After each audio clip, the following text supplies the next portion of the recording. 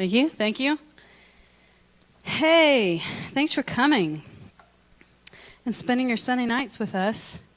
I appreciate it. I mean, some of you had to be here, but the rest of you, thanks for coming and enjoying this. I've been enjoying a lot this theme of the mission of God, the Missio Dei. And so we're going to kind of continue with that through the rest of the month and for however long we want to, basically. I'm Leila, lead pastor here.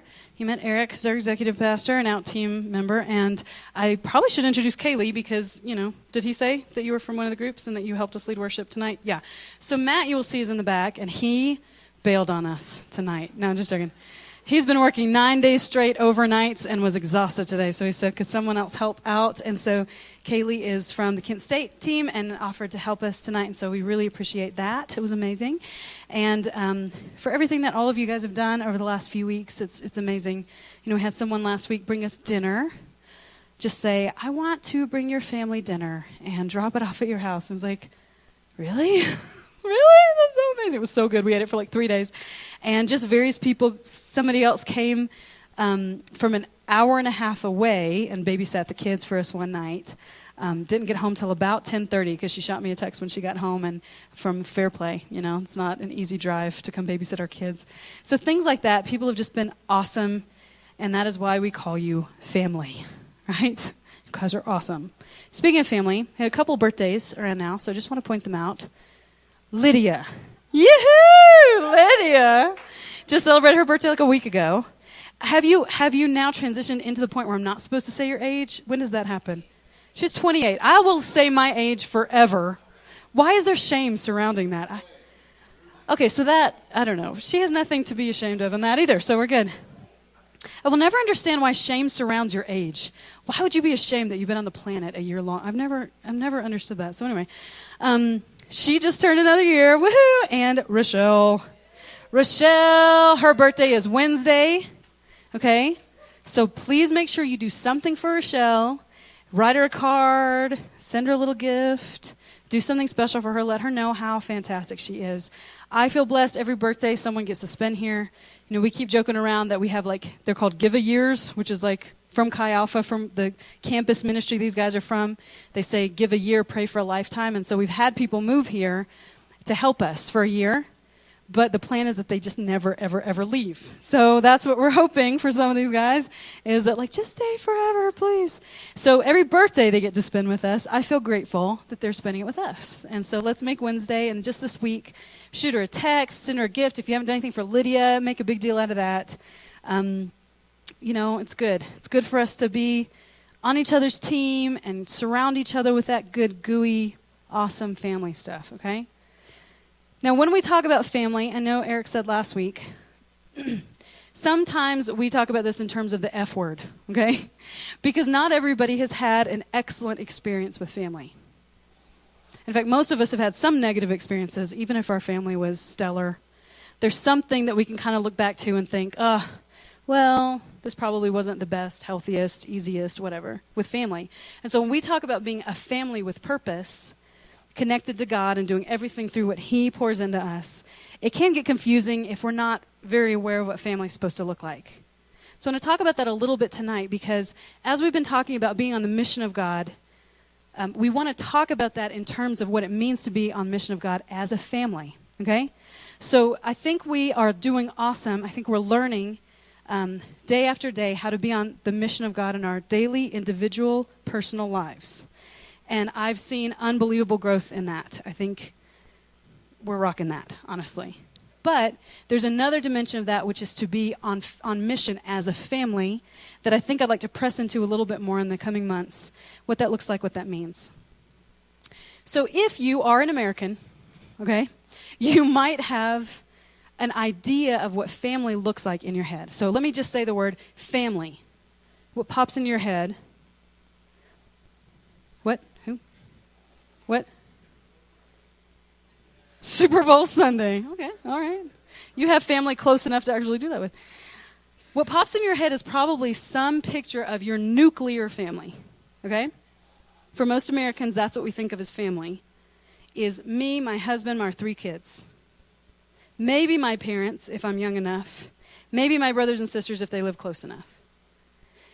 Now, what I would argue tonight is that through most of history and around most of the world today, that is not what people think of when they think of the word family.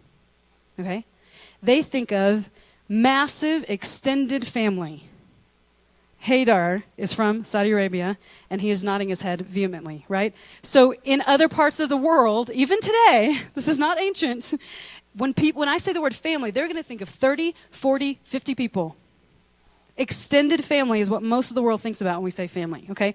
So when we think about the idea that Jesus talked about the church as a family, we really can't afford to wrap in our heads the idea of a handful of people sitting around we're in our own little house, blocked off from everybody else. There's a little fence that goes around it, and we can retreat into our home. I can lock the door, and at night I'm safe and secure with my family. Nobody in Jesus' day would ever think of it that way, okay? Now, we're going to have to fight against this all the time when we think about what family looks like. And so I want to show you a picture of family from one of my all-time favorite shows in the world. How many of you guys have ever seen the show Parenthood? Please raise it up high. Don't be afraid. Woo, woo. Have you ever seen it? All right. Let me explain a little bit about the show, okay? It is the best picture I have seen of extended family in America, maybe ever, but definitely in a very long time.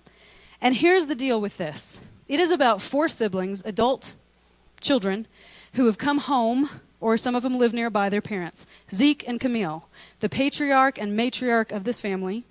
And they've had these 4 kids. Now, Adam is the oldest, the most responsible, straight-laced.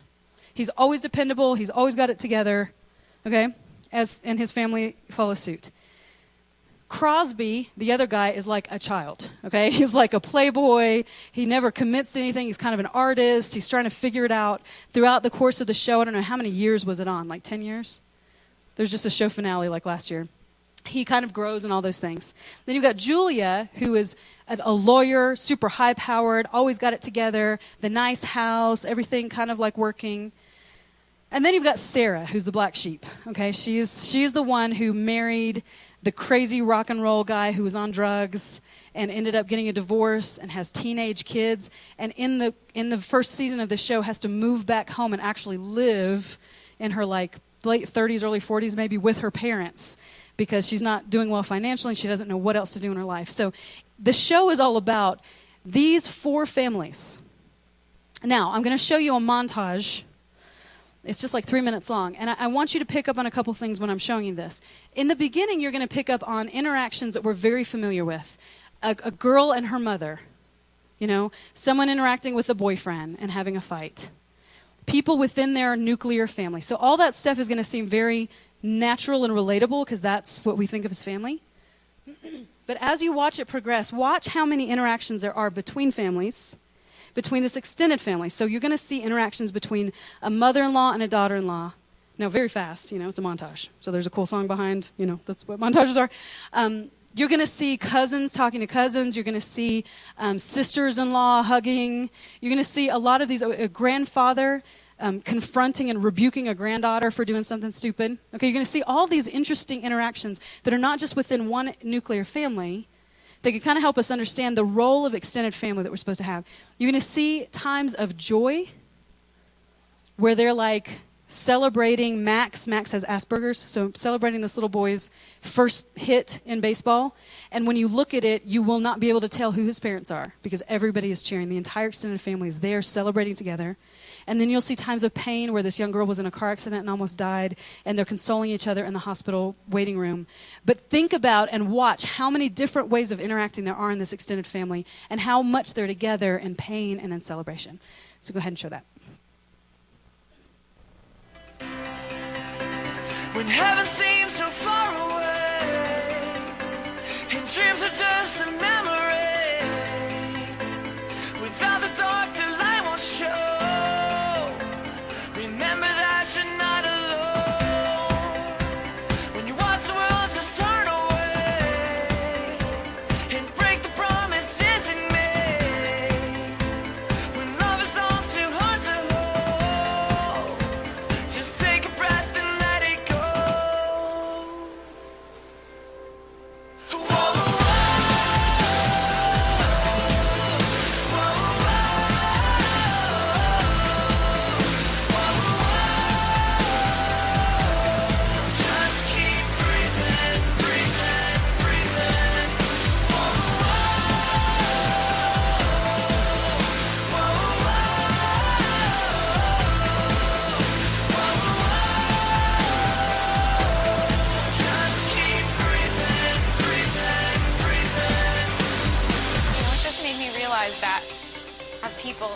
life that love you at a certain point. You know, you have to take responsibility for that, and it means something, and it matters. 2 a.m. too tired to sleep. When what you want's not what you need. And when these walls don't feel like home, remember that you're not alone. The beginning's just another end. It's not too late to start again. When hope is all too hard to hold, just take a breath and let it go. Whoa,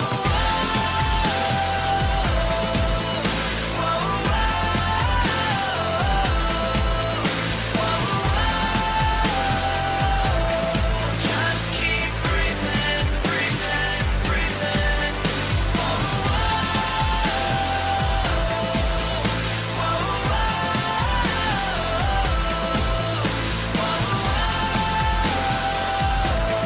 Just keep breathing, breathing, breathing.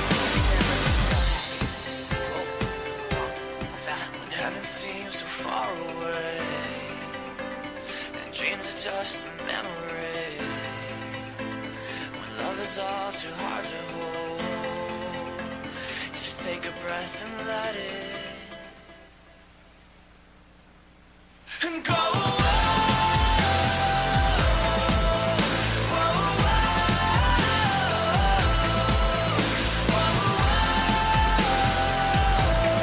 Just keep breathing, breathing, breathing.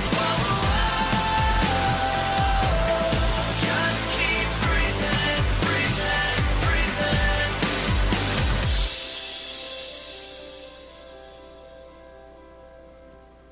Oh, I love that show. So did you see how many times, how many points they were celebrating? They were in pain together. There's only like the first section. There's so many great stories. And in the show finale, I'm not going to do a big spoiler, but a small spoiler. Max, who has Asperger's, who they watch grow up, graduates high school, and every student, it's pretty clear, has like their little section. So usually like one or two people, like the parents, again, nuclear family, are standing there clapping politely. And when it pans over to Max's section, and they're all like squeezed in tight, like they're all the way up the bleachers, and they're like, yeah! You know, that is family, okay? That is what family is supposed to look like. And again, we don't always have a great view of this. My mother, you guys know my dad's from India, so there's a whole thing there. And then my mother grew up on a cotton farm in Alabama. And they still, you know, when I was growing up, 40, 50, 55 people would be crammed into my grandparents' little country house for Thanksgiving and Christmas. And that was the way family worked. And in some places still is. It's kind of weird, like this side is really brighter than this side. I don't know. It's distracting to me. Maybe one or the other. So what we're going to talk about tonight is that family on mission, okay? So keep thinking, if you're along the way like, I'm not really getting this. Remember, this is the kind of family we're talking about. Screwed up, inconvenient, a pain in the butt half the time, but awesome. Because somebody is always there. You know, Julian Crosby, she was the one outside crying, and he's the one that consoled her.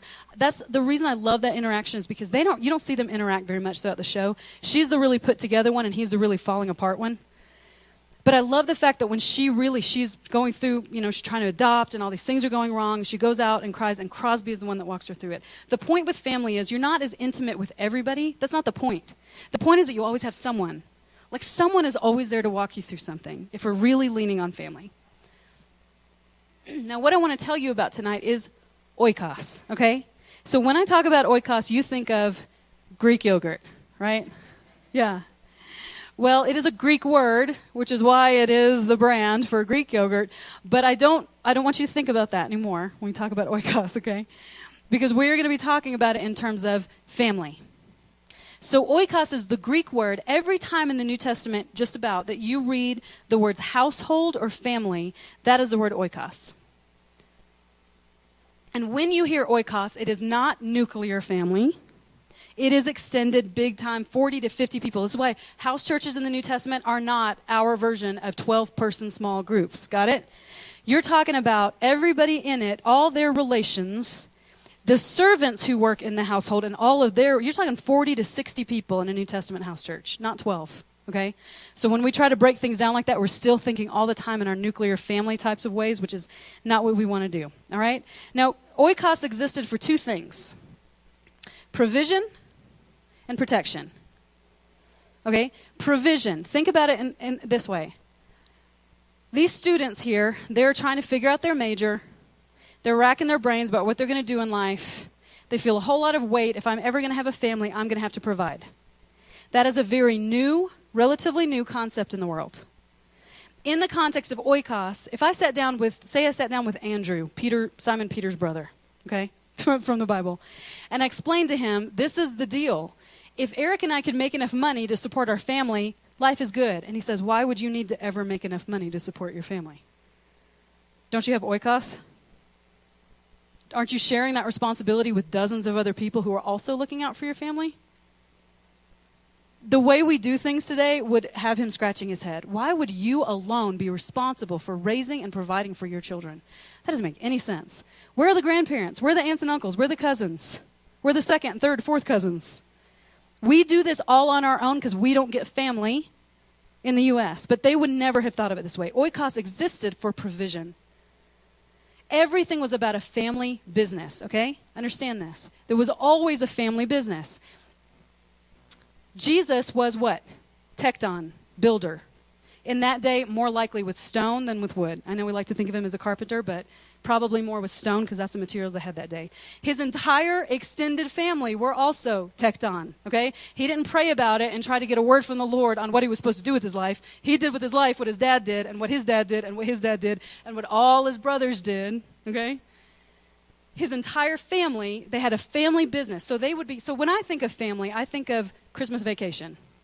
So it's all play, right? I think we go to movies, we sit down and play board games, it's all play. But that's because I don't live near them and we don't interact in daily life. These people had family business together and they provided for each other through this.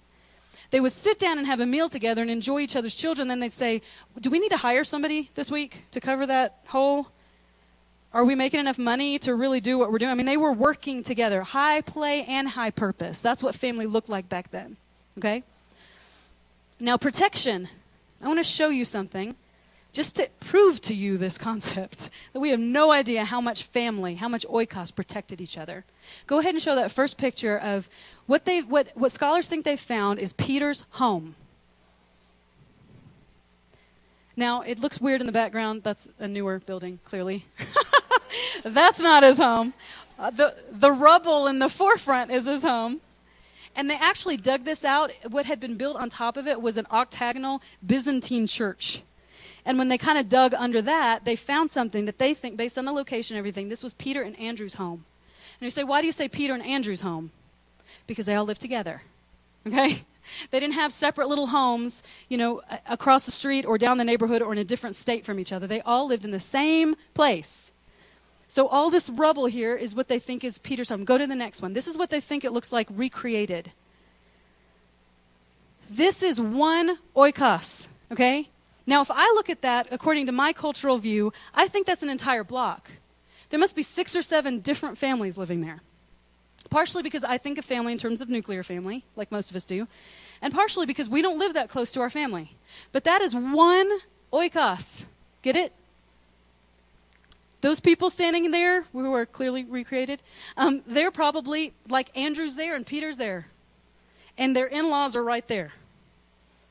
This is what oikos looked like. Now go to the next slide. This is kind of an aerial view. So see all those smaller kind of room? I mean, they're not closed off, and so, this is the best that they can do to try to put it together. Now it says house church, formerly venerated room in St. Peter's house. That's because after Jesus left, they found evidence that plaster was put in on all the walls and stuff to kind of make it more of a house, like a church. They started inviting more people in. They were like, we better make sure this place doesn't fall apart. And so there's evidence that they kind of used it in that way. So that's kind of what they're talking about there. But look at all those little atriums and rooms. We might look at that and think it's just one big house, and it's for me and my husband and my 3 kids. But actually, the entire oikos lived in there. Peter's parents, Peter's in-laws, Peter's brothers, their families, their servants, their families. Everybody lived in that same enclosure together. And they came out into those courtyards to have dinner together, to have meals together, to enjoy time together after the sun had gone down, okay? Does any of this look familiar to you? I don't know. Maybe it's not around today still, but in the Middle East, in Peter's day, this is what it looked like. Now look at that thing that's called the wall of sacred enclosure. Again, that's just a term they put on it because everything gets fancy, later on. That's not what they called it at the time. Notice there are 2 openings, and in some of these oikos, they only had 1 opening. Now, from the inside, that looks kind of fun. I don't know. I'm not even an extrovert, and that kind of looks fun. From the outside, that looks like a fortress. And it's supposed to, because oikos protects each other. So these days, I might have an alarm system. I can call 911 if somebody tries to break in.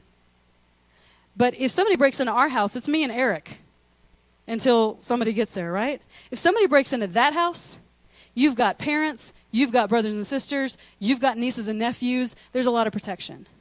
So when you read in the New Testament how it talks about a stranger and a foreigner coming into a place and being all alone, understand that's because it was very, very unusual. Now, to us, it's no big deal. Probably every single person here who lives in Summit County got up and moved all on their own, right? They didn't do that back then because you were completely unprotected. You had no provision and you had no protection. That's why they had to take care of widows, because nobody was around. Otherwise, you'd say, I'll be the kinsman redeemer, right? I'll step in and take care of that person. They didn't have that unless they had family. Okay? So those are the 2 things oikos provided, provision and protection. Now let's look at how Jesus did it. Because Jesus brings in a whole other level, a whole new purpose to oikos that they never saw coming. So let's look in Luke 4. Jesus has just gone into the wilderness, been tempted, he's just been baptized, and now he decides to do the first thing that he does in his public ministry. He goes to Nazareth, which is what? Hometown. Jesus returned to Galilee, which is the whole region, filled with the Holy Spirit's power. Reports about him spread quickly through the whole region. He taught regularly in their synagogues and was praised by everybody. He's popular, okay? That's what this first paragraph says. When he came to the village of Nazareth, his boyhood home, he went on, as usual, to the synagogue on the Sabbath and stood up to read the scriptures. The scroll of Isaiah the prophet was handed to him. He unrolled the scroll and found the place where this was written, "The Spirit of the Lord is upon me, for he has anointed me to bring good news to the poor. He has sent me to proclaim that captives be released, that the blind will see, that the oppressed will be set free, and that the time of the Lord's favor has come."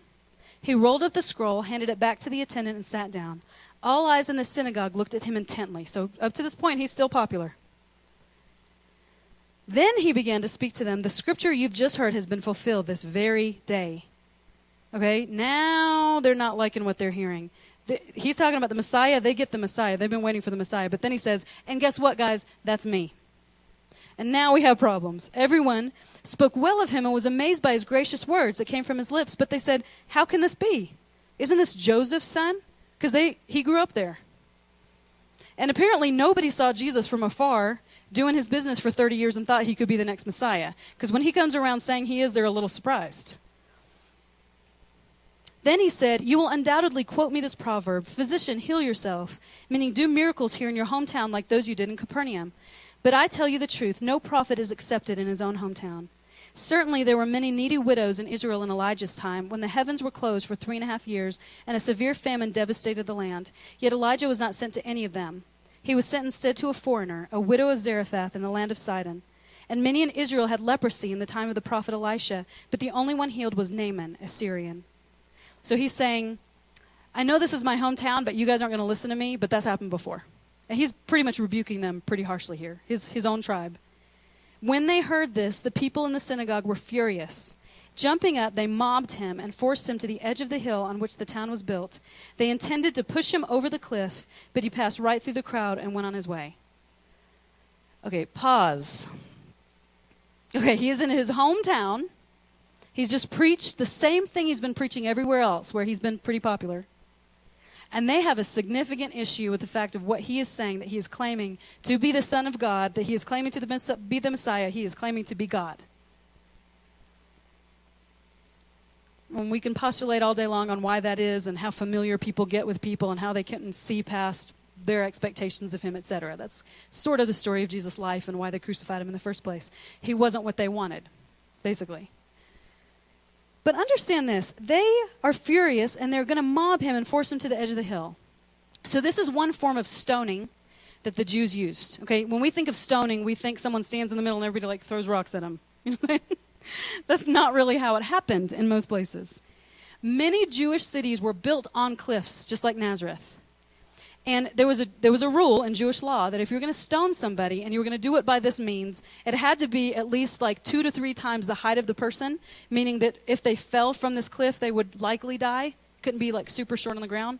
Because what they were going to do is take you to the top and shove you off. Now, these were not nice, squishy little bushes, nice, lush vegetation that you were going to fall on. They were jagged, ugly rocks. And the hope was, when you got shoved off this cliff, you would die when you fell on these rocks. But they had a backup plan in case you didn't, and that was that they would get these massive stones and push them over on top of you until you were dead. Now that sounds kind of brutal, right? Now remember, crucifixion is a Roman way of death. This is probably the most brutal form of Jewish death and murder, I guess. I mean, they wouldn't consider it murder, but you know what I'm saying, of killing someone that they had. And the reason was they reserved it for the very, very worst of all people ever, and that was blasphemers. The only way you received this death is if you had blasphemed Yahweh, who was the God. In the Old Testament, God of the Jews, right? So by doing this, again, we don't understand all of this unless we understand the background. When we read something like they took him off to a cliff and tried to shove him off, the implication is, and anybody who read it in that first day and age would have understood, they are calling him a blasphemer. They are trying to kill him because he is staunchly an enemy of God in their eyes. Now, he's Jesus. You know what I'm saying? He came from the throne of God into a womb to be born and live a sinless life for us, and yet he's being set up as an enemy of God by who? His hometown, but let's go a little bit further. Where was his oikos when all this was going on? Ever thought of that? People didn't like dress up nicely and go to church like we do on Sunday mornings. I mean, we don't dress up nicely here, so whatever. But normally the way we think of it in America is you're going to dress up nice and you're going to take your kids, and it's Nate and Elkie and their beautiful girls are going to go to church on Sunday morning, right? That is not how they did it in this day. Your entire oikos went to the synagogue, and you all sat together. All the tekton, all the builders would sit together. All the fishermen would sit together. You'd have huge groups of people. This is why at some point they had to break down the synagogues into regions of the city, because everybody went to the synagogue at the same time. Jesus would have literally been sitting with his oikos when he got up to read from the scroll. Now remember, what is oikos for?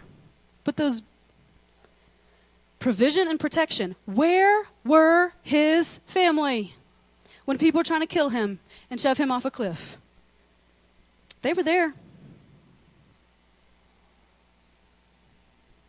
I don't see any story of any of Jesus' brothers. James, the brother of Jesus, who writes the book of James in the New Testament, who eventually becomes the leader of the Jerusalem church, an amazing man. Back in this time, he wasn't that awesome.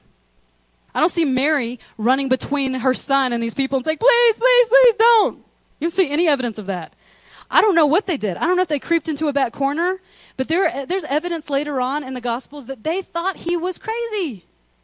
You know that story where it says, hey, Jesus, your mother and your brothers are outside to get you, and it says they were going to forcibly lay hold of him because they thought he was out of his mind? It took a while for even his family to understand who he was. These people are about to kill him. Now, I don't know what it means that he snuck through the crowds. It must have been something pretty supernatural, because anybody in that crowd would have recognized him. So I guess the father just was like, nope, and took him out of there so he could move on from there. Now understand, this is Jesus. He has done the most natural thing in the world. He has started his ministry, and he's gone to what he knows and who he knows, and he said, I'm going to find people of peace in my family. That is completely natural. The idea that you would start a ministry and you would go to complete strangers, that's for some reason how we do it these days, but that's not how they did it back then. It would have been completely natural for him to go to who he knows. And now he's done that, and they have completely, thoroughly rejected him. So his oikos is no longer his oikos. In verse 31 it says, then he goes to Capernaum. Why does he go to Capernaum? Because even though we don't see it right here in these first few chapters, he's already chosen his 12 disciples, and 5 of them are from Capernaum. So again, naturally, he says, well, my people aren't working out. Who are your people? Let's go there. Do you understand? In a few weeks, we'll talk about person of peace and how we lead people to Christ through that. But look at the genius of Jesus. My people aren't working out. Who's from where? Oh, Capernaum isn't that far. It's in Galilee. Let's go there and see what happens there. So let's read on and see what happens when he gets there. Verse 38. After leaving the synagogue that day, so there's he goes to Capernaum, he's a hot shot, everybody loves him again, he does all this ministry. And then in verse 38 it says, after leaving the synagogue that day, Jesus went to Simon's home, who was also Peter, where he found Simon Peter's mother-in-law very sick with a high fever. Please heal her, everyone begged. Standing at her bedside, he rebuked the fever and it left her. And she got up at once and prepared a meal for them. Okay, so remember, Simon Peter's mother-in-law is not visiting for Thanksgiving, okay? Again, we think, what's his mother-in-law doing in his house? She must be visiting. It must be Christmas. She literally lives there, right? Like probably 6 feet down the outside hallway. They all live in the same oikos. So when you're reading this, again, it can be like filtering it through American 21st century eyes. She was right there, and she was sick. And so there's this beautiful interaction where he is welcomed into Simon Peter's home and Andrew's home, because they lived in the same place. They become people of peace to him. They welcome him. They invite him in. They say, come here, stay here. And then they say, but we've got someone sick. How about you help her? And he becomes a person of peace to them by reaching out and giving them what he has, which is healing. So he heals Peter's mother-in-law, and then she gets up and starts making a meal for him, becomes a person of peace to him. Do you understand? Like, there's this beautiful kind of transaction of like, we like you, you like us, what do we have to give each other? He becomes part of their oikos quickly. You ever noticed how Jesus doesn't ever go back to building again? He starts fishing. Why is that? James and John, Peter and Andrew, they fish. He immerses himself in this oikos that will accept him and receive him. See? Is this making sense? Somebody nod their head? Okay. I know this is kind of like a teaching, one of the teaching ones that I'm doing, but I hope it kind of expands this in your mind a little bit. So this all happens. They become persons of peace. And then, check this out. As the sun went down that evening, people throughout the village brought sick family members to Jesus. No matter what their diseases were, the touch of his hand healed every one. Many were possessed by demons, and the demons came out at his command, shouting, "You are the Son of God." But because they knew he was the Messiah, he rebuked them and refused to let them speak, because this is the very beginning of his ministry. He's not ready to go there yet. So he's like, shut it down, just get out and go away. He helps all these people. Now, in just about every video I see, the book of Matthew retold, or children's Bibles, every single time Jesus is doing ministry to the crowds, it's like out in the open somewhere. It's like in an outside courtyard, or he's on the roadside, right? You ever notice that? Now, sometimes it's clear. Yeah, he stops with his disciples on the side of the road and talks about the wheat. I get it. But many, many times what we miss out on is he's not out in the middle of nowhere. He is in somebody's oikos. So here's what Peter does. Here's what Jesus does. He says, hey, now that I've healed everybody here and we're all good friends, I'm looking around this beautiful oikos, and it seems to me a little bit like people couldn't get in here if they wanted to. You guys have a lot of blessings here, you know that? You've got each other, you've got provision, you've got protection. How about we open up the doors a little bit and see who comes? So Peter goes to his mother-in-law and says, Gertrude, or whatever, we're going to have some people over tonight. They might be kind of like crippled. Some of them might be super sinners, prostitutes, demon-possessed. Just chill it down a little bit. We're going to open up our home and see who comes. And you see who comes. Everybody. Anybody who has anybody from the village who wants to be healed or wants to be delivered comes to Jesus in Peter's oikos, in his home. So this is what Jesus does. He kind of blows the walls off the place, if you will, and says, this is not for you anymore. This is not for your protection and your provision anymore. This is not for all of you to be happy and safe and say, well, Too bad for you if you don't have anybody. We're set.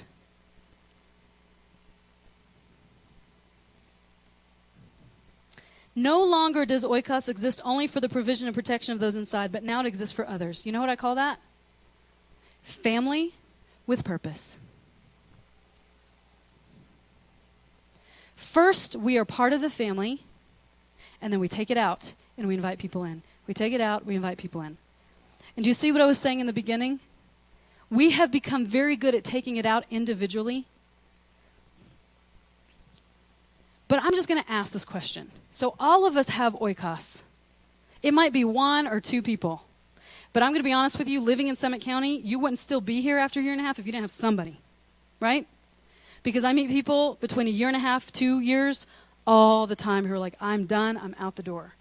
They think it's because they're tired of working, they don't have time to snowboard anymore, which is why they moved here, because they're working 3 jobs. But it's really because they don't have people. I mean, every single time you start diving in deep, that's what it is, right? Now, it takes like 18 months for people to get past the blissful ignorance of like, I don't need anybody, and then they're like, well, I might want to have kids one day. I think I want to be around family, right? What am I doing out here all by myself? Nobody's around. They need family. So if you've been here any longer than that, you have found somebody to be around you. Now, if it's starting to dawn on you that that's only 1 or 2 people, I hope that's a kairos. A kairos is a moment in time when God tries to speak to us and we can decide whether or not to listen. The kairos should be, get more people. Make more friends. Get out there more. You cannot do this on your own. You will be like that little sojourner that everybody in Kairos is looking at saying, why do you think that guy's not just coming in? I mean, we've extended it 1,000 different ways. Why does he still want to do his own thing? Because he's going to end up in a ditch at 3 a.m. and not have anybody to call, right? Why are we doing it on our own? Why are we closed behind our little locked doors as a cutesy little extended nuclear family saying, we're good. As long as my children are happy and they get fed enough, I'm happy. That sounds miserable, honestly. My greatest wish is for my children to be happy. Seriously? Shoot me now. My greatest wish is for my children to be happy? You know, research shows that when we pursue happiness, we never obtain it. When we pursue purpose, happiness comes. My greatest wish for my children is that they have purpose. But they can't without being invested in someone else's life. Without all of you guys coming into their lives and them, you know, having piggyback rides on Andrew's back every day and having people in and out. And who's watching us today? And when are our new friends coming? I mean, that's family. And when we add the purpose in, here's where it comes to. Think about your oikos, and how many of them do I know? How many of them does Alex know? How many of them does Matt know? How many of your coworkers have I sat down with for coffee? Let's just make it real. The amount of people that our individual oikoses, those are coworkers, these are friends of our children and their parents. These are people we interact with in the schools. This is people we hang out with when we go to Starbucks. You know, there's certain baristas, you know their name, and you have had conversations with them. If we are individually living out mission, we have these people in our lives. There are people who trust you and know you and like you that don't know anybody else in this room. And I'm going to argue tonight that is not okay. Somebody else in this room who's part of your God family should know all of your friends. Maybe not the same person, but somebody. I think we do enough hikes and enough movie nights and enough family dinners and enough poker times when I should know everybody. Or at least I should have met him once. Because here's the deal. Not everybody that you know is going to come to Christ through you. Somebody is going to come to Christ through Jennifer. But they kind of have to meet her first, right? So who is in your oikos, your own individual small world? Who are those people that you know who like you, who want to spend time with you, who invite you to go out for drinks after work, who invite you to their kids' birthday parties? Who are those people in your life? And how many of us know them? I want to know them. They might not all like me. That's cool. I don't care. You know what I'm saying? Like, I'm past that. Yours past that. I don't care if everybody likes me. But somebody might. Somebody might be a person of peace for me who's not for you. God might have them hanging around you, orbiting around you, exactly to introduce them to Bob. Now, Bob just turned 80 this year. Am I right? I'm going to tell you there's somebody in this county who needs grandpa like Bob and doesn't need another young adult, 23-year-old single dude. Somebody needs to be in somebody's house, like Matt and Misty's, where they'll actually get a meal that was cooked that day, not at a restaurant or in a deli, right? My kids need to be in that. No, I'm just joking. Eric is an excellent cook. I'm not kidding. I mean, we need to be in each other's lives because when we look at the body, think about what we looked at with family. Uncle Adam can offer something different than what Aunt Sarah does, right? You go to Aunt Sarah when you're in trouble and you don't want your parents to find out. You go to Uncle Adam when you don't know how to make a budget. It doesn't matter. We use each other for whatever we need and we invest in each other, whatever we can give. That's what family looks like. That's what family does. And when we all get together, I mean, just dream with me for a second. If we could bring all those people somehow into this family, and I'm not talking about inviting them all on Sunday nights, right? You guys know me better than that. Most pastors, I think, at the end of the sermon would say, so bring them all to Sunday night service so I can preach to them and they'll all come to the Lord, right? That is never going to be the end of my message. Bring them into family. There's going to be some time that if you're intentional and you think, Natalie, I've been trying to get through to Natalie for 6 months. I've been trying to show her that God has a purpose for her life, that she doesn't have to be sad and depressed all the time, that she doesn't have to be in bondage to this thing. I've been trying to show her that it's not going anywhere. Hey, Leila, we're going to go on a hike. Would you like to come too? Maybe you'll connect with Natalie in a way that I don't. I mean, we do these Oikos nights. Again, Lisa was like, are you serving yogurt? Is that why you were doing that? Yeah. Forget yogurt. I mean, it's Greek. It's interesting to me that company decided to use the word for family for their brand. Anyway, I like to look into that. But it means family. So, we're serving yogurt. We will always have Oikos just for people to say this is why it's called Oikos night. The whole reason is there are people in our lives who interact with us who will never know any of you guys any other way, except they come to family dinner at the Ojalas on a Saturday night, and you come too. And then we get to introduce you, and we get to sit back in the kitchen, or I get to go put my kids to bed and come back and find you in a heart-to-heart conversation, talking about things they would have never talked about to me, opening up their life in a way that they never would have done with Eric, and now all of a sudden there's another connection. And guys, it's not to manipulate them into believing what we believe, right? It's to bring people into family. It's to open up the oikos so that it's not just for our provision and protection. There's a whole new level of mission that is still only a dream to me that we can get to by being a family and doing it together. So those are the questions. Who is in your oikos? And how many of us know them? Dare to take a risk. I know. You think I'm going to screw up all your relationships, I'm going to say something, I'm going to do something. Somebody else is going to come in. I've been loving this person, and somehow we've managed to navigate what they think about Christians and still be my friend, and I've been able to challenge them in little things, and also, they lived with me. Like, nobody else can do this the way I can do it. That's a kairos. Somebody else might be able to. Can we do it together? Because here's the thing. We are creating a really awesome family. When I sit back and think about, we're still small. I mean, because, 15 of you won't be here next week, right? So imagine this room without 15 of you.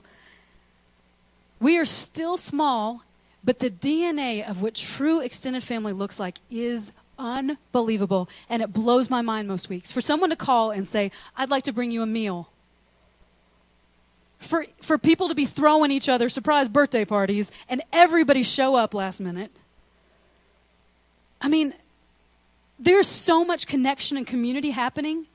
Eric and I did this radio interview last year when we were launching. We were putting commercials out on the air and stuff. And the guy said, he was asking us, it was like live, right then or whatever. Or maybe it was recorded, but it was not going to be edited. And he said, what makes your church different than any others? You guys are launching. And of course, Eric was like, Leila, would you like to take that one? I'm like, oh, okay. And immediately, I felt this just pop into my head. You know what? If you come on a Sunday night, there's not much that'll feel different from any other place. Honestly, right? There's some fantastic services you can go to. I mean, we could pour a lot more time and effort into this experience right here and probably make it 5 times better. I'm just being real. I could spend an extra day on a sermon, but then I wouldn't be having coffee with people who just received cookies who all of a sudden feel like they need people in their lives. We wouldn't be discipling people on a weekly basis. We wouldn't be, taking people home from bus stops like Eric did the other day with somebody randomly and had this amazing conversation where this guy's like, I'm looking for truth and friends. And he's like, I think I have both. Surprise, you're in my car. Who would have thought? Only God. We wouldn't have time to do that. So in this space here, this is just one little place that we do that. I can see all the ways that it's supposed to grow and it will grow and it's amazing. But think about all the things we do in between. And answering the question for this guy, I said, Sunday nights don't look that much different. And again, we could do it better. It's what happens between the Sundays that makes it different. That makes it worth us picking up, moving somewhere, banging our head against the wall for year upon year upon year to see something, to sit there and water it and see some little sprig start coming out of the ground in Summit County. That's why it's worth it. All the other stuff that's happening. And we got to get more people in that.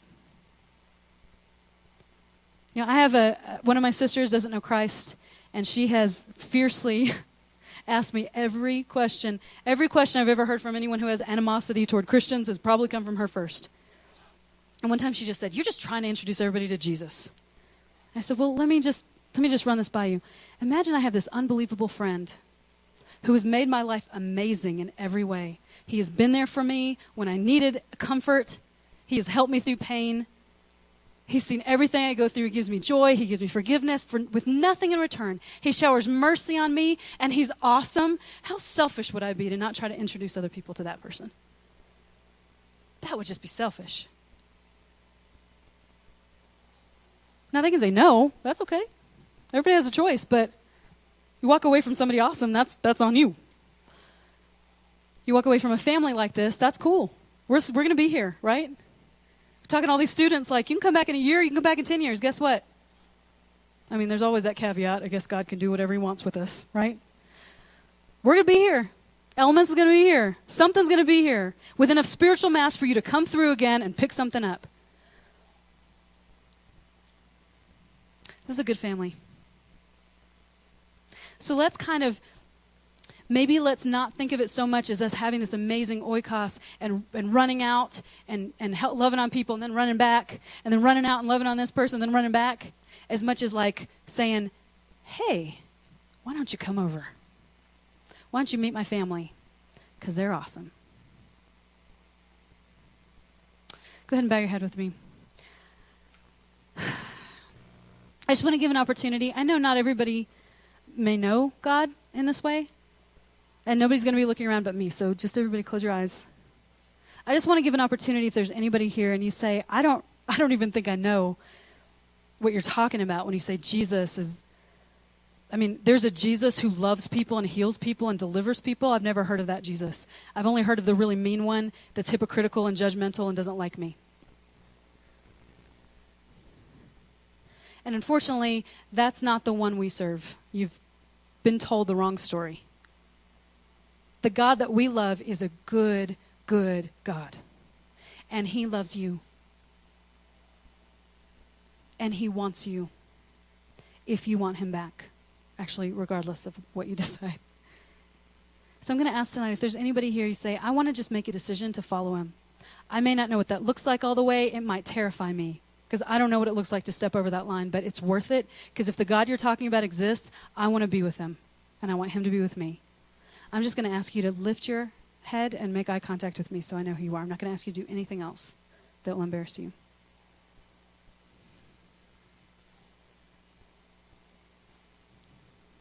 Awesome. Thank you, Lord.